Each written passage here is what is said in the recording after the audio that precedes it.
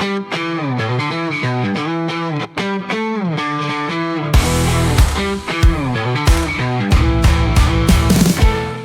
going on, everybody? Welcome back to the channel. In today's video, I'm going to be taking a look at the new Paul Rudd movie, Power Ballad.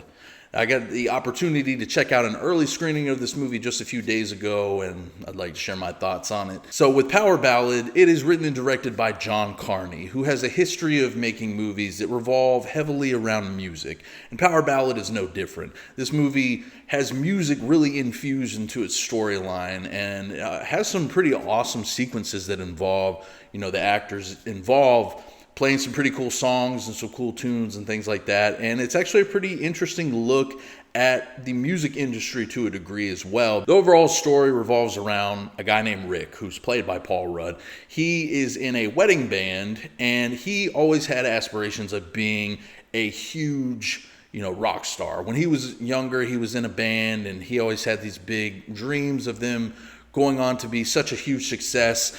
Unfortunately for him, those dreams never came true, because when they had a show out in Ireland, he met a woman he fell in love with. They eventually had a daughter, and he basically had to settle down and kind of change his career trajectory because he wasn't able to, continue on with the band and everything. So we jump ahead, so many years, and now he's regulated to a wedding band, but it's not the worst thing in the world because they're a pretty solid wedding band for the most part, but he still has those big aspirations of wanting to be a successful musician. So he still writes songs from time to time on his own, but nothing ever really works out that much just because of, the type of job that he's in currently. When his band is offered a gig at a very large venue, it just so happens that a new and up-and-coming musician by the name of Danny Wilson, played by Nick Jonas, just so happens to be the best friend of the groom. So he gets up on stage and plays a song with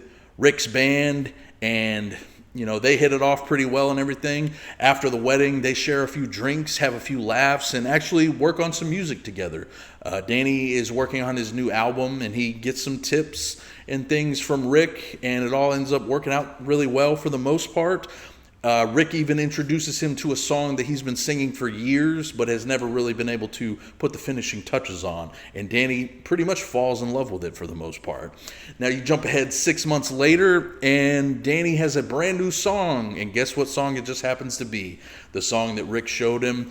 And Rick is now trying to figure out what exactly happened, because this is his song that he's been singing for so many years, but he has no evidence of it ever being a real thing. He doesn't have any videos or music recordings of this song, so there's no way for him to really prove that he actually wrote the majority of this song. So now it's up to him to try to convince Danny, his management, and everybody around him that he was a large part of this now #1 hit song that is taking over the world and the music industry at large. Overall with this movie, I think it works pretty well. You have, like I said, a lot of music infused into this storyline, and the storyline is very interesting. It's like, what if you hung out with a big time entertainer and y'all worked on something and they happen to take credit for something that you suggested to them, but you have no evidence or recordings or anything of this interaction. So how do you go about trying to get your name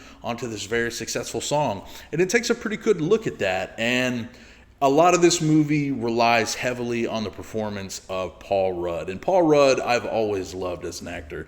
He's a guy that can just jump into a role, and pretty much no matter what, he's always very likable. You could argue that a lot of the time he does play, the typical charming Paul Rudd character, and yeah, there are a lot of movies where he does do that. This is a movie where he gets to really stretch out his acting chops quite a bit.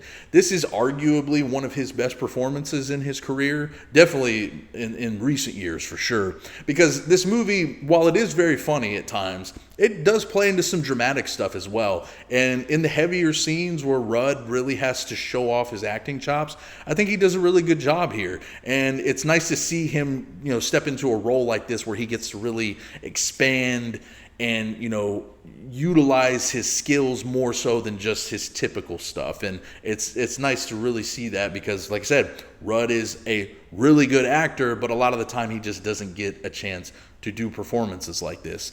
Also, I have to give props to Nick Jonas. Nick Jonas is a guy who I don't really think is like a particularly great actor. You know, he's been fine in most of the things that he's been in. This movie, he actually gets to show a little bit more of his acting chops as well. He doesn't get as much time to really focus on his character as we do with Rudd's character, but there are some intimate moments with him where he's, you know, more of the central crux of the story, and when we have those, you know, more intimate scenes with him, I think he's holding his own pretty well. And him and Rudd have a great chemistry back and forth with one another that I think works really well. So all in all, I would say the acting here is definitely one of the strongest points. It's mostly them two, but you do have some, you know, decent supporting cast members here. All of them are doing a fine job as well, but the majority of the movie does focus on Rudd and Jonas. The music aspect of this movie, like I said, is fantastic. You get some songs throughout the movie that are sang actually by Paul Rudd and Nick Jonas. Jonas, we all know, obviously is a good singer. You know, he's been in the Jonas Brothers. He's done his solo thing. You know, whether you like his style of music or not, the dude can sing. Like, you know, there's no other way around that. But the surprise here is Rudd actually getting to perform a lot of these songs in this movie. And while he doesn't have like the greatest singing voice in the world, what he's trying here actually works really well. And there's a few songs in the movie that he sings. I can't wait till the soundtrack drops if it hasn't already. I would love to listen to more of him, because what he's singing in this movie actually, like I said, you know, works pretty solidly. And he's a pretty decent singer for somebody who's not really known for his singing skills. There's not a whole lot to dislike in the movie. If I had a big gripe at all, it would be that the movie's a little on the shorter side. It only clocks in, you know, a little bit over an hour and a half. So I think it could have used maybe a little bit more, which is usually not something I'll say for a lot of movies. You know, in most cases, movies are too long. This one could have used maybe another 10-15 minutes just to kind of flesh out some things here and there. But I do like where this movie ends up going. I really appreciate what it does in the end and how it kind of leaves things.